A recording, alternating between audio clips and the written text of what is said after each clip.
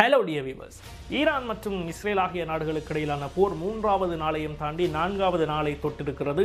முழு உலகமும் பரபரப்பிலே உறைந்து போயிருக்கின்ற இந்த சூழ்நிலையிலே தான் ஹோர்மூஸ் ஸ்ட்ரைட் என்று சொல்லக்கூடிய ஹோர்மூஸ் நீரிணை மூடப்பட்டிருக்கிறது. இதனால் உலக சந்தையிலே 30 தொடக்கம் 40% மசகு எண்ணெயுடைய விலை உயரலாம் என்று எதிர்ப்பு கூறப்பட்டிருக்கிறது. இந்த நிலையிலே லெபனானில் இருந்து ஹிஸ்புல்லா அமைப்பினரும் தங்களுடைய மறு தாக்குதலை இஸ்ரேல் மீது தொடுத்திருக்கிறார்கள். இஸ்ரேலும் அமெரிக்காவும் இணைந்து ஈரான் மீதும் ஹிஸ்புல்லா அமைப்பின் மீதும் பயங்கரமான தாக்குதல்களை செய்து கொண்டிருக்கிறார்கள். உலக அளவிலே இந்த யுத்தம் பாரிய மாற்றங்களை ஏற்படுத்தியிருக்கிறது. என்னென்ன முக்கியமான விடயங்கள் இதுவரைக்கும் நடந்திருக்கின்றன என்பது தொடர்பான விவரங்களை இந்த வீடியோவில் நான் சொல்லப் போகின்றேன். இந்த வீடியோவை லைக் செய்து சப்ஸ்கிரைப் செய்து கொள்ளுங்கள்.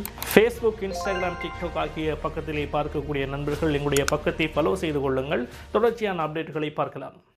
இஸ்ரேல் மற்றும் அமெரிக்காவினுடைய போர் விமானங்கள் ஈரானிலே மிக பயங்கரமான முறையிலே தாக்குதல்களை செய்து வருகின்றன. இந்த நேரத்திலே தெஹ்ரானில் இருக்கக்கூடிய 1000க்கு மேற்பட்ட இலக்குகள் தாக்கப்பட்டிருக்கிறது.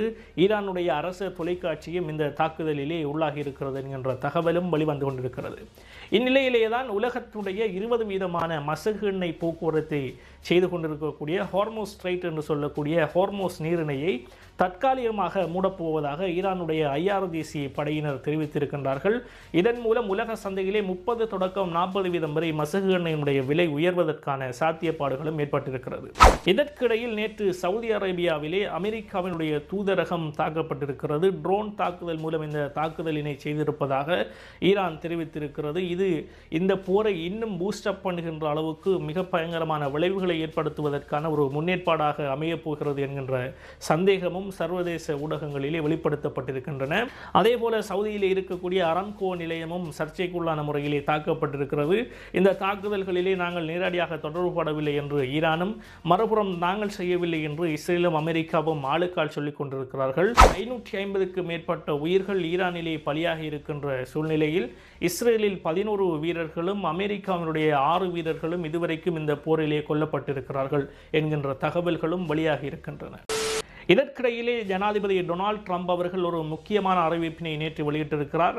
மத்திய கிழக்கிலே கடந்த ஜனவரி மாதம் தங்களுடைய இராணுவ அணிதிரட்டலினை மேற்கொள்கின்ற பொழுதே இந்த போர் கிட்டத்தட்ட 1 மாதம் வரை நீடிக்கலாம் என்கின்ற அளவுக்கு தான் அவர்கள் ப்ரீ பிளான் செய்து வைத்திருந்ததாகவும், ஆனால் இன்னும் 1 வாரம் மேலதிகமாக, அதாவது 4 தொடக்கம் 5 வாரங்கள் வரை இந்த போர் நீண்டு செல்ல வேண்டிய தேவை இருப்பதாகவும், ஈரானுடைய முழுமையான அணு ஆயுத சக்திகளையும் அதேபோன்று பாலிஸ்டிக் மிசைல்ஸ்களையும் முற்றாக அளிக்க வேண்டிய தேவை இருப்பதாகவும், ஈரானுடைய உள்நாட்டு அரசியலிலே மாற்றங்களை ஏற்படுத்த வேண்டிய நோக்கம் எங்களுக்கு இல்லை என்றும் அவர் இந்த அறிவிப்பினை செய்திருக்கிறார். இது உலக அளவிலே இந்த போர் தொடர்ச்சியாக நீடிக்க போகின்றது என்கின்ற அச்சத்தினை ஏற்படுத்தி இருக்கிறது.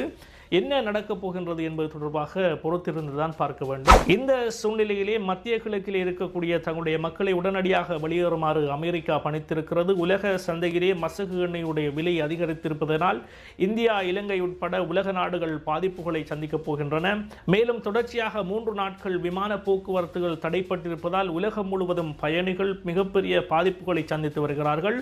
உலக நாடுகள், ஐநா சபை ஆகியன தொடர்ச்சியாக நடந்து வரும் இந்த தாக்குதல்களை மனித உரிமை மீறல்களாகவும் பிரகடனப்படுத்தியிருக்கின்றன. இந்த நிலையிலே தான் அடுத்தடுத்த மணி நேரங்களிலே பல முக்கியமான மாற்றங்கள் உலக அளவிலே நிகழலாம் என்று எதிர்பார்க்கப்படுகிறது. இந்த போர் தொடர்ச்சியாக 3ஆம் உலக மகா யுத்தமாக மாறப்போகிறதா அல்லது இன்னும் ஒரு சில நாட்களிலே நிறுத்திவிடப் போகிறதா என்கின்ற உங்களுடைய கருத்துக்களை பதிவிடுங்கள். தொடர்ச்சியான அப்டேட்களுடன் அடுத்தடுத்த வீடியோவிலே உங்களை சந்திக்கின்றேன். நன்றி.